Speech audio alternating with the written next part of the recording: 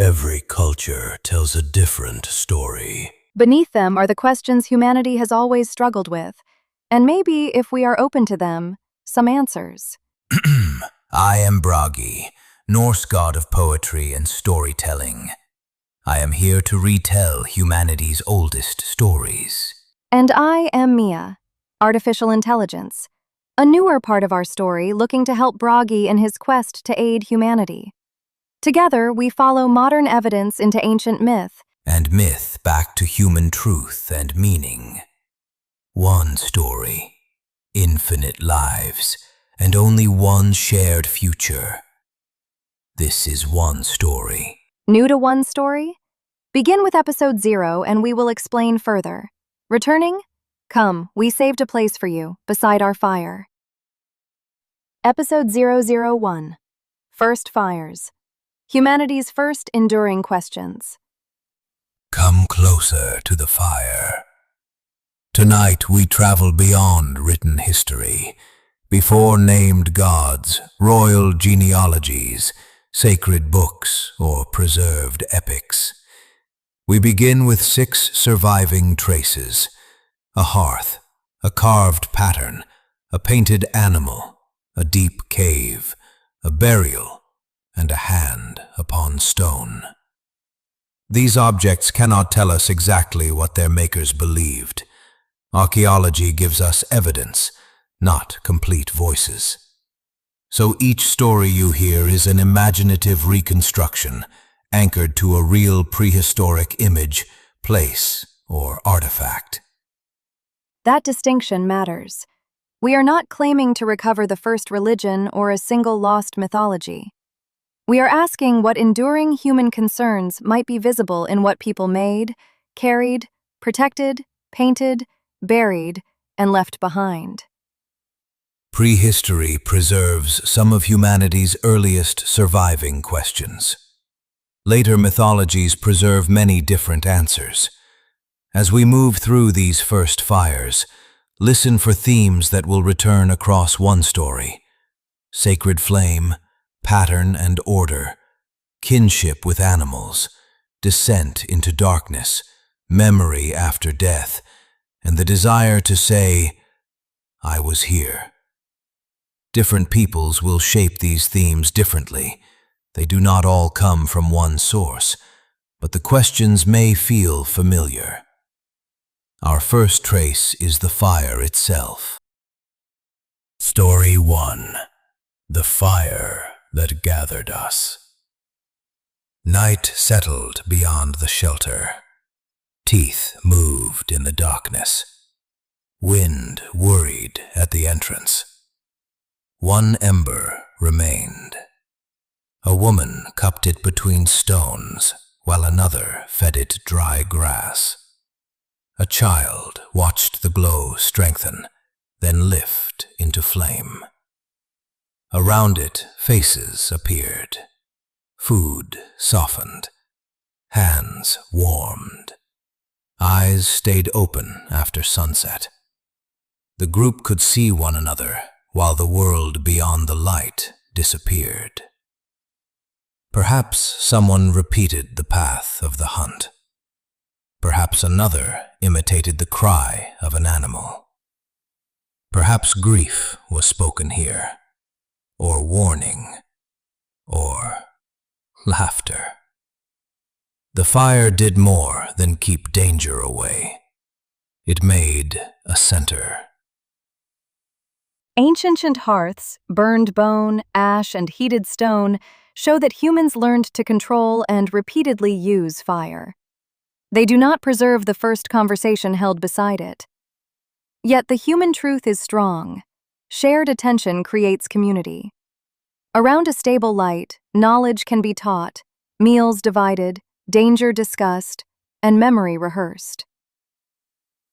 Later, many traditions will guard sacred flames, honor hearth deities, steal fire from gods, or treat flame as purification, knowledge, life, and divine presence.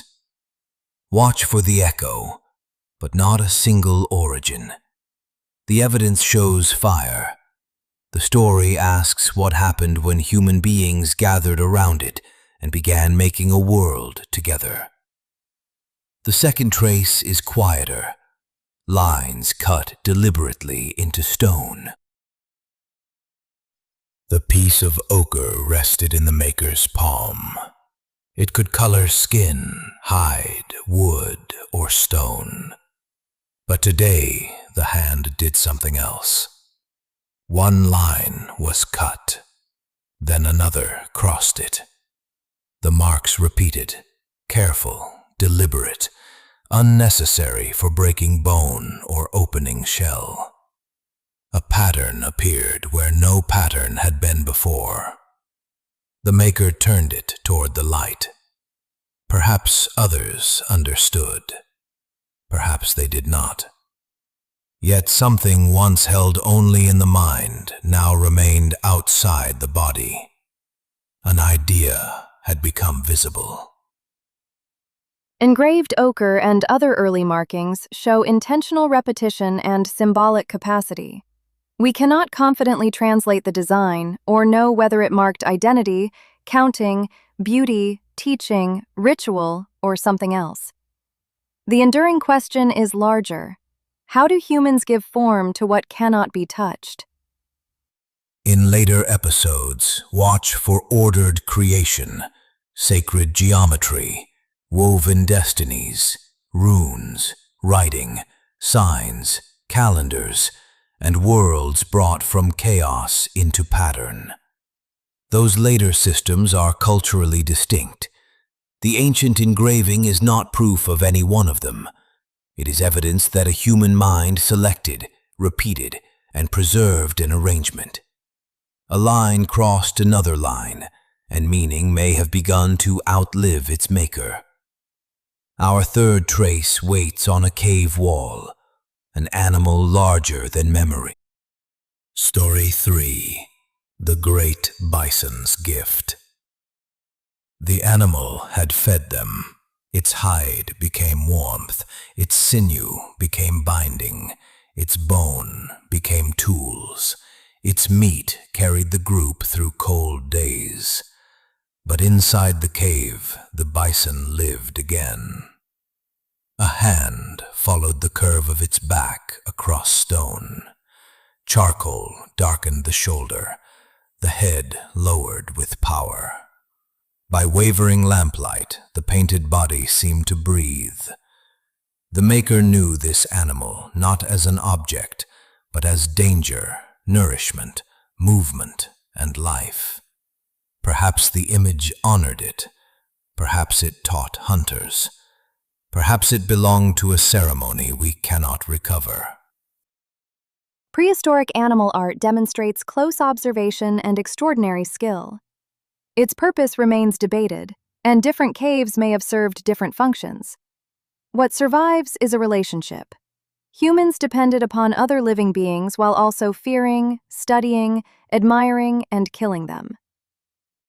Later mythologies will speak of animal helpers, divine cattle, transforming beasts, hunt masters, guardian creatures, and ancestors who cross the boundary between human and animal.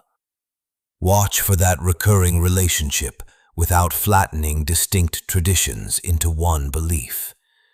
The image does not tell us that the bison was worshipped. It tells us the animal mattered enough to carry deep into darkness and place upon stone. And darkness itself becomes our fourth trace. Story 4. The Cave Between Worlds. The familiar daylight vanished behind them. They moved slowly, carrying small flames through passages no sun had entered. The cave narrowed, opened, descended, and turned. Every sound returned altered. Breath became another presence. Footsteps answered from unseen chambers. Stone walls seemed to move as lamplight crossed them. Far from the entrance, someone placed color upon rock. To reach this place required intention. The journey inward changed the world. Deep cave art and human activity show that people entered difficult, dangerous spaces for purposes beyond ordinary shelter. Archaeology cannot establish one universal meaning for caves, nor tell us precisely what participants experienced. But descent is physically powerful. Entering darkness, passing through confinement, and returning to light naturally lends itself to transformation. Later stories will descend into underworlds, tombs, caverns, monster chambers, womb-like earth, and hidden realms of knowledge. Heroes, gods, initiates, and the dead will cross below and sometimes return changed. Watch for the pattern, not because every descent came from this cave, but because human beings repeatedly encountered the earth as both shelter and mystery. The fire cannot tell us what they believed down there. It can show us that they chose to go. Our fifth trace concerns someone who could not return. Story 5. The Woman Who Walked Beyond the Fire. She no longer breathed. Still, they did not leave her where she fell. They prepared a place. They carried her carefully.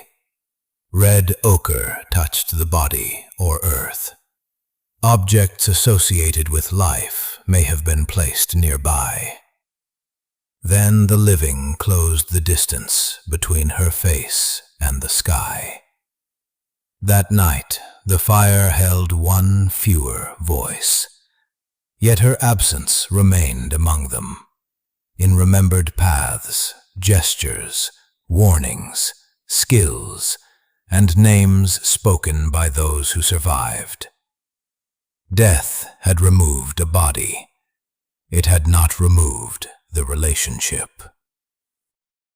Prehistoric burials, body positioning, pigments, and grave goods can indicate deliberate treatment of the dead. They do not automatically prove a defined afterlife doctrine, and burial practices varied greatly across time and place. The enduring human truth is grief, and the refusal to treat a known person as ordinary remains.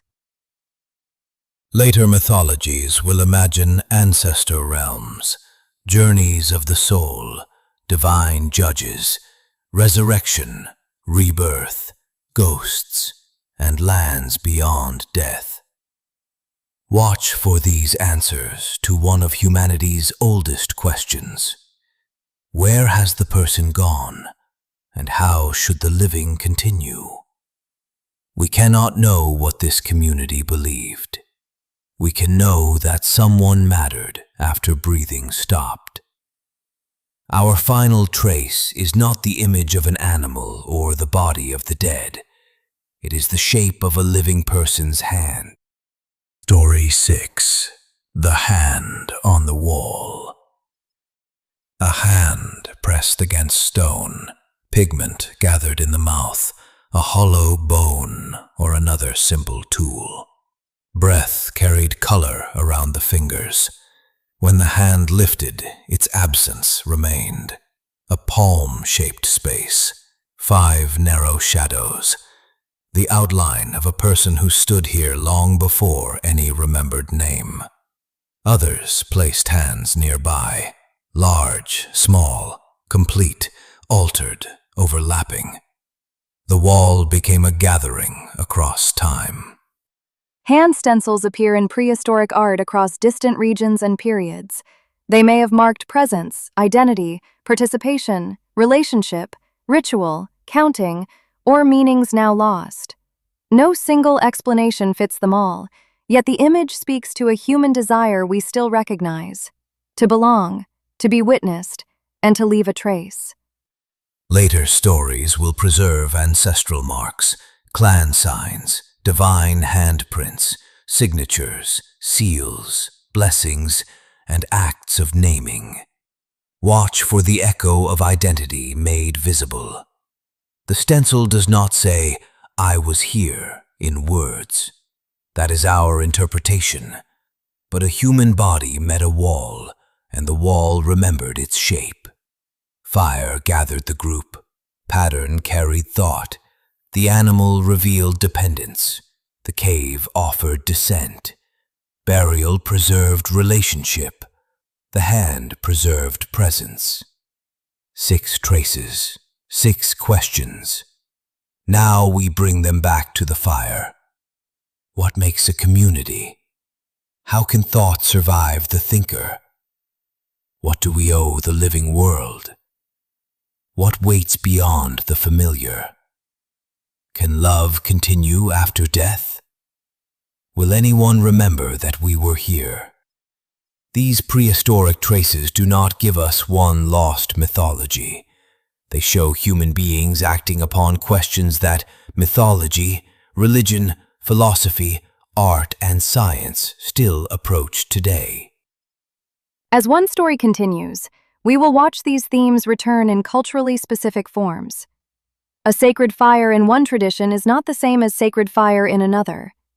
An underworld journey, ancestor realm, animal guardian, or creation pattern must first be understood within the people and history to which it belongs.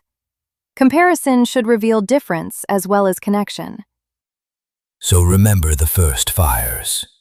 When a god carries flame, when a hero descends, when an animal speaks, when the dead remain near, when order rises from chaos, or when a name is carved against forgetting. Listen for the older human question beneath the later answer.